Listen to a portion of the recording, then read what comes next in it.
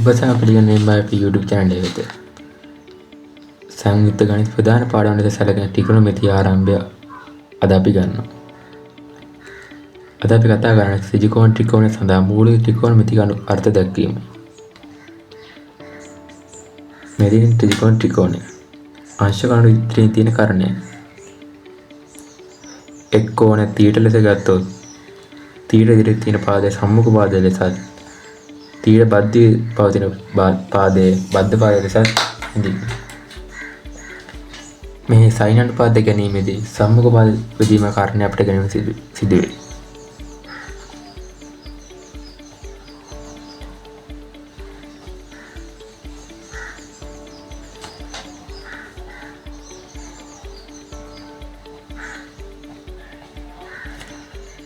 කර්ණය AC ද සම්මුඛ පාද AB ලෙස ගත්තොත් AB බෙදීම AC වේ. මෙහි කොස් අනුපාතය ගැනීමේදී බද්ධ පාද බෙදීම කර්ණය භාවිත කිරීම සිදුවේ.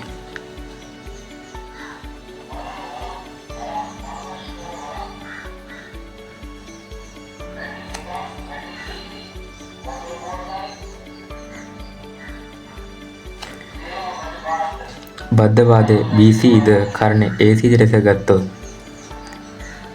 BC බෙදීම AC ලෙස අපිට ගැනීම පුළුවන් කොස් අනුපාතය. tan අනුපාතය ගැනීමේදී සම්මුඛ පාදයේ බෙදීම බද්ධ පාදය අපිට ගැනීම සිදුවේ. සම්මුඛ පාදයේ බෙදීම බද්ධ පාදය.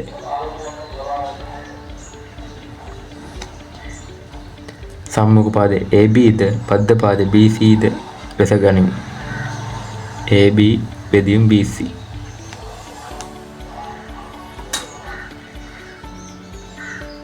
දැන් අපි ඊළඟට යමු cosec sec cot t අනුපාත ලබා ගැනීමට. cosec යනු sin θ යේ පරස්පරයි. එනම් AC බෙදීම AB වේ. cosec යනු sin θ යේ පරස්පරයි. sin θ. එවිට මේ පරස්පරණය අපි ගන්න AC බෙදීම AB වේ. කර්ණය බෙදීම සම්මුඛ පාද ගැනීමෙන් අපිට cosec θ ගැනීම පුළුවන්. sec θ යනු cos θ යි පරස්පරයි. sec යනු cos θ යි පරස්පරයි. ඒ අපිට AC බෙදීම BC ලෙස ගැනීමට පුළුවන්.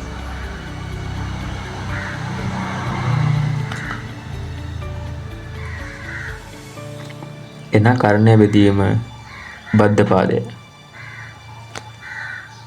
cot θ යනු tan θ යි පරස්පරයි.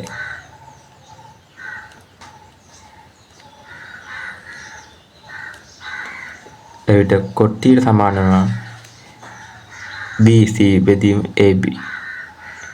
එනම් බද්ධ පාද බෙදීම සම්මුඛ පාදය. ඒ වගේම tan θ ලබාගෙන තවත් එක් ආකාරයක් තමයි sin θ බෙදීම cos θ.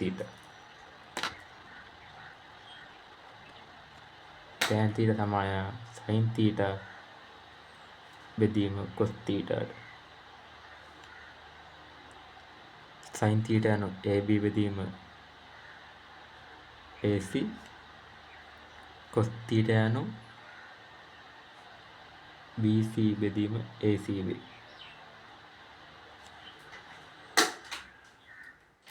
AC ට AC කැපී යනවා. එවිට අපට ලැබෙනවා AB බෙදීම BC. කලින් ලබාගත් අගයට සමාන වේ. එම නිසා tan θ යනු sin θ බෙදීම cos θ වේ. දැන් අපි යම් අනුපාත දී ඇති විට ඒ ඇතුළෙන් තවත් අනිත් අනුපාත සාදා ගැනීමට. මෙහි දක්වා ඇති පරිදි sin θ සමාන 12/13යි. මේ 12 සම්මුඛ පාද ලෙසත් 13 කර්ණ ලෙසත් ගන්නෙමු. θ මෙහි තිබෙනවා. මෙහි සම්මුඛ පාද AB වේ. එනම් 12 සමානයි සම්මුඛ පාදයට. මෙහි කර්ණය AC වේ. ඒක වෙන 13 වේ. මෙහි යගේ අපි දන්නේ එයාගේ පෛතික ස්වභාවයෙන් සොයාගැනීම සිදුවේ. 13 වර්ගය සමානයි 12 වර්ගය ධන x කී වර්ගය. 13 වර්ගය 169යි 12 වර්ගය 144යි x වර්ගය. දැන් අපි x තනි කරගමු. 169 අඩු කිරීම 144යි. එවිට අපිට ලැබෙනවා 25. එවිට x කියාගේ සමාන වෙනවා 5ට. දැන් අපි අනිත් අනුපාත කරා යමු. එවිට cos θ සමාන වේ බද්ධ පාද බෙදීම කර්ණයට. එනම් 5 බෙදීම 13ට. tan θ සමාන වේ සම්මුඛ පාද බෙදීම බද්ධ පාදයට. එනම් 12 බෙදීම 5 වේ. cot θ tan θ හි පරස්පරයි. cosec θ sin θ හි පරස්පරයි. sec යනු cos θ භාවිතයෙන් ලබා ගන්නා අනුපාතයයි. දැන් අපි අනෙක් උදාහරණයට යමු.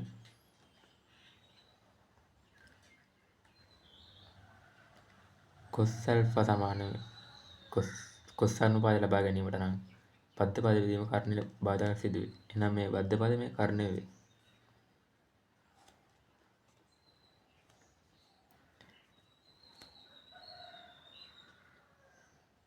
අපි දන්නේ නැත්තේ මේ පාදය සම්මුඛ පාදයයි.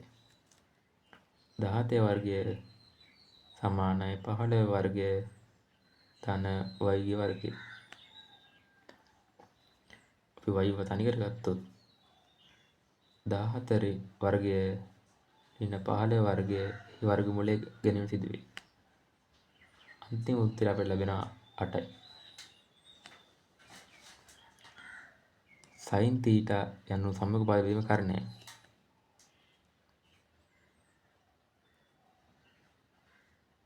එනම් මේ සම්මුඛ පාදය y බෙදීම 17යි. y යනු 8යි 8 බෙදීම 17යි. cos θ ලැබී තිබෙනවා. ඒ 15 බෙදීම 17 වේ. tan θ යනු සම්මුඛ පාද බෙදීම බද්ධ පාදයයි. cot යනු tan θ හි පරස්පරයි.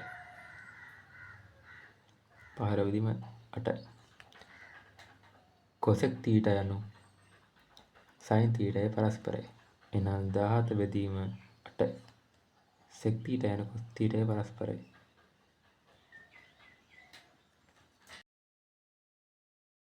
මීට පෙර දැක්වූ ත්‍රිකෝණමිතික වගු ආශ්‍රයෙන් අපි මේ ගණනය කිරීම සිදු කරමු. sin θ යගේ වන්නේ භාගයයි. එන එක බෙදීම 2යි. ඒ වැඩි කිරීම cos 60 භාගය cos 60 යගේ වන්නේ ඒ භාගයයි. අවසාන පිළිතුර අපිට ලැබෙනවා 1/4යි. tan 60 යගේ වන්නේ මූල 3යි. එහි වර්ගය අපිට ගන්න සිදු වෙනවා.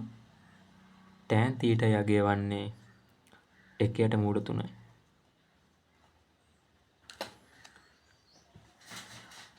මූල වර්ගමූලට වර්ග කැපී යනවා 3 ධන මෙහිත් වර්ගමූලට වර්ග කැපී යනවා.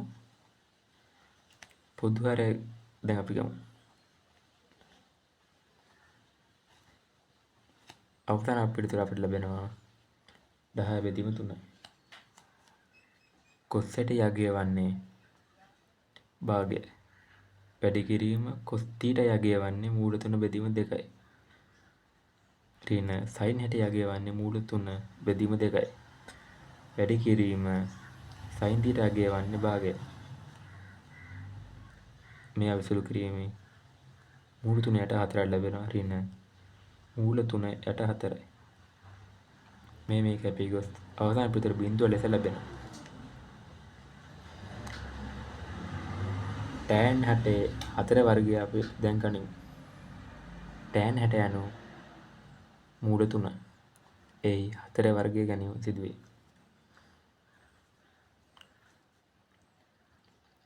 මූලය සමාන වෙනවා 1/2 e4 බලයට. දැන් අපි සුළු කරගත්තොත් 4 බෙදීම 2යි. දැන් ඒ සමාන වෙනවා 3 බලයට. අවසාන පිළිතුර අපට ලැබෙනවා 9. sin 90 අගය වන්නේ 1යි. 1 වර්ගය ධන cos 90 යනු බිඳුවයි. අවසාන පිළිතුර ලැබෙනවා 1යි. sin බිඳුවේ අගය වන්නේ බිඳුවමයි. tan බිඳුවේ අගය වන්නේ බිඳුවමයි. cos 45 අගය වන්නේ 1/2. අවසාන පිළිතුර අපට ලැබෙනවා 1/2. මින්පසු අපි සමුවන්නේ ත්‍රිකෝණමිතිය වැදගත් කොටසක් වන සර්ව සාමයන්ගේදී. ස්තුතියි.